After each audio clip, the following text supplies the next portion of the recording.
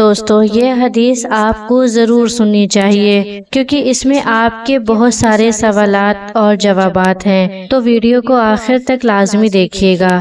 ایک دیہاتی شخص آپ صلی اللہ علیہ وسلم کی خدمت میں حاضر ہوا اور عرض کرنے لگا، یا رسول اللہ صلی اللہ علیہ وسلم، اگر آپ اجازت دیں تو میرے پاس چند سوالات ہیں جو میں ایک ایک کر کے آپ کے سامنے عرض کرنا چاہتا ہوں۔ اجازت ملنے پر اس دیہاتی شخص نے پہلا سوال آپ صلی اللہ علیہ وسلم سے پوچھا، یا رسول اللہ صلی اللہ علیہ وسلم، مجھے بتائیے اگر میں رزق کشادگی چاہوں تو مجھے کیا کرنا چاہیے؟ تو نبی کریم صلی اللہ علیہ وسلم نے ارشاد فرمایا کہ ہمیشہ باوضو رہو اور اللہ کا ذکر کیا کرو۔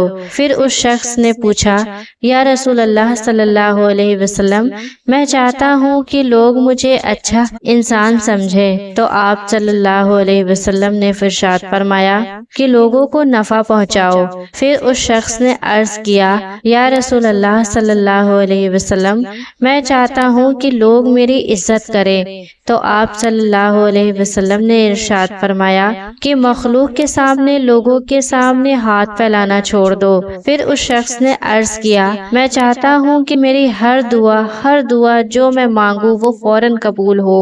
تو نبی کریم صلی اللہ علیہ وسلم نے ارشاد فرمایا کہ حرام کھانا چھوڑ دو۔ پھر وہ عرض کرنے لگا، یا رسول اللہ صلی اللہ علیہ وسلم، میں چاہتا ہوں کہ روز قیامت اللہ تعالیٰ سے تمام گناہوں سے پاک حالت میں ملوں۔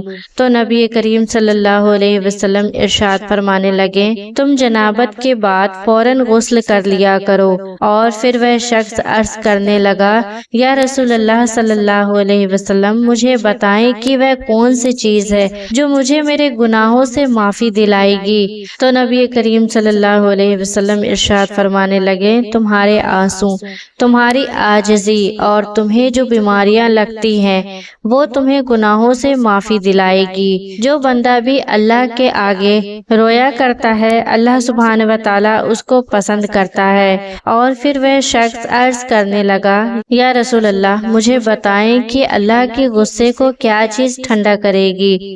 تو نبی کریم صلی اللہ علیہ وسلم ارشاد فرمانے لگے کہ تمہارا چھپ چھپ کے صدقہ کرنا اور آپس میں رشتہ داروں کے ساتھ صلہ رحمی کرنا اللہ کے غصے کو ٹھنڈا کر دیتا ہے۔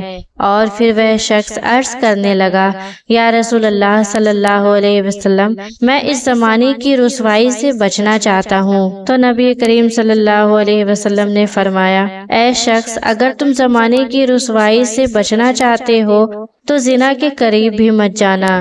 اور پھر اس دیہاتی شخص نے پوچھا، یا رسول اللہ، میں چاہتا ہوں کہ اللہ تعالیٰ مجھ پر رحم کرے۔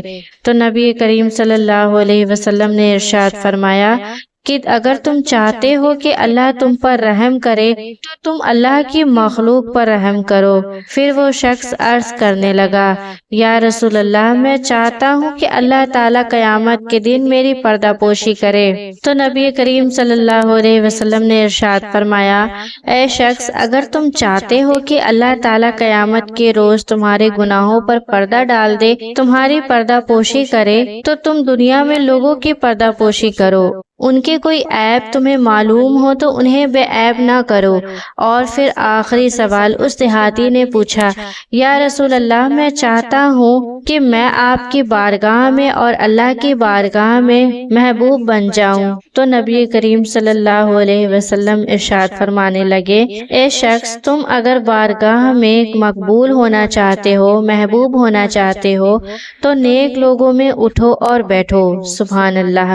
دوستو، اس حدیث پاک میں تمام زندگی کا وہ پہلو ہے جن پر ہمیں غور اور فکر کرنا چاہیے۔